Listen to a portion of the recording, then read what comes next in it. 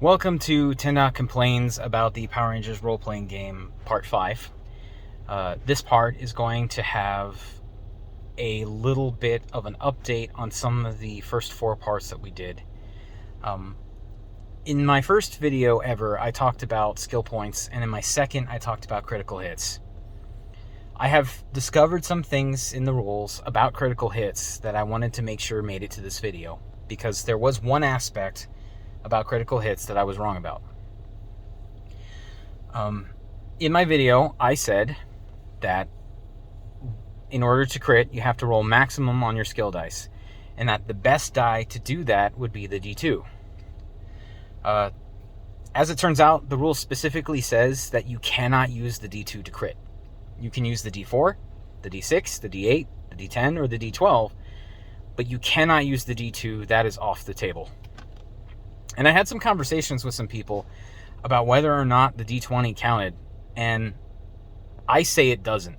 If you read page 169 of the core rulebook, it says that if your penalties to your roll bring you down to a single D20, that you are rolling without skill dice. So the system doesn't consider the D20 one of the skill dice. And then later, under the critical hit entry, it says that if you roll maximum on your skill die, except the D2, then it is considered a critical hit. So it's specifying it has to be one of the skill dice. And just a few paragraphs before, it very heavily indicates that the 1d20 is not considered one of the skill dice, because if you take a penalty, you roll 1d20, and I quote, without any skill dice. Some people might be thinking, well, that's not what it's trying to say. It's just trying to say, if you're not trained in it, then you don't have any skill dice. But that's not true either, because in the Power Rangers role-playing game, if you're not trained in a skill, you roll disadvantage, which means you roll 2d20 and take the worst roll. And that is not what rolling a single d20 means. You roll a single d20 when you are trained in an ability, but you have taken some shift penalties that remove all of your skill dice, so you're rolling a single d20. And according to that page, you're rolling without any skill dice. So critical hits are still a bit jank. If you roll really high, your skill dice actually work against you, because at that point you don't need the extra bonus. All you really needed to do is roll maximum, unless you roll so high that you double your opponent's defense and then you do double damage. So it's still a toss-up whether or not this is a good thing. It's just a very strange way to do crits. Or should I say, it's a very inconsistent way to do crits. There are some situations where you are going to crit with a lower skill that you wouldn't have crit if you had a higher skill, which is really weird. So high skills are more consistent, but you do crit ever so slightly less often. So that part is the same. I went to the Renegade main webpage and downloaded some of their sample character creation sheets, just to see if they addressed the whether or not martial arts does stun damage or regular damage problem. But that didn't help, because on the pre-made sheets, so they already made a ranger of every color except white, as an example. All of them have unarmed listed, and all of them say primary effect, blunt 1. Secondary effect, nothing. But if you go to the equipment section, again, it says primary effect, stun 1, secondary effect, blunt 1, but you take a shift penalty to do it. A couple of people pointed out that the book does say that if you do stun 1 to something that only has 1 hit point, then they are taken out of the conflict. It counts as damage and they're down.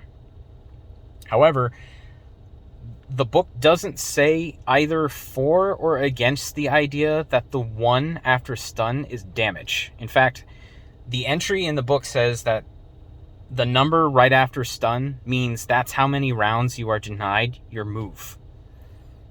If you look at the critical hit section, it does say that when you critically hit, double the amount of damage you do or double the amount of turns that you are inhibited. So if you crit on stun 1, then it does stun 2. You are denied your move action for 2 rounds. But if you have 3 hit points, I still think it does 0 damage. Unless the amount of stun that you do is exactly their current hit point, they don't go down and they don't take any damage at all, because that number after stun isn't damage, it's number of rounds that they stay stunned. So I still think martial arts is actually really terrible, or it's just an oversight in the rules, because all of the character creation sheets up to this point have completely ignored that martial arts doesn't hurt you. So I'm working on another theory. Your unarmed damage does blunt 1. If you go to the equipment section, it says strike and brawling. Maybe striking and brawling are special melee abilities that are not the same as unarmed strike. So that your standard Power Ranger, when he does an unarmed strike, he's trained in it, you do blunt 1. But if you want to do something like brawling, or if you want to do something like striking, then they do stun 1 unless you take a penalty, which I don't feel like you would do. Why take a penalty striking or brawling when you can just do unarmed and do blunt 1, if that's what it means? And I might be able to see that. It's basically like saying, if you're not a Power Ranger, here's what you would do and here's your penalty. But that is incredibly unclear. There's even a section under the martial arts bit where it says, it is assumed that Power Rangers are trained. And it even mentions giving them a free specialization, but that is nowhere. That is nowhere in the roles chapter. And it's nowhere on the character sheets that were pre-made. So I don't know where they're getting that. There's still a lot that we don't know about the martial arts,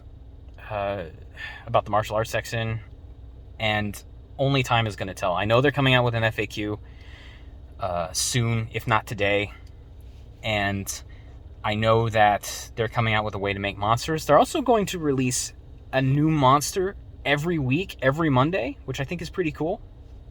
So if you're following along with them while doing a campaign, you can basically do a monster of the week. I think that's neat. But there are still some things in the system I have no idea how to run without a judgment call. And I feel like a lot of people are going to have the same experience. There are a lot of things in this game that are going to require a judgment call from a GM until they come out with official guidance. And some of those things can break the game very hard. Stay tuned for more.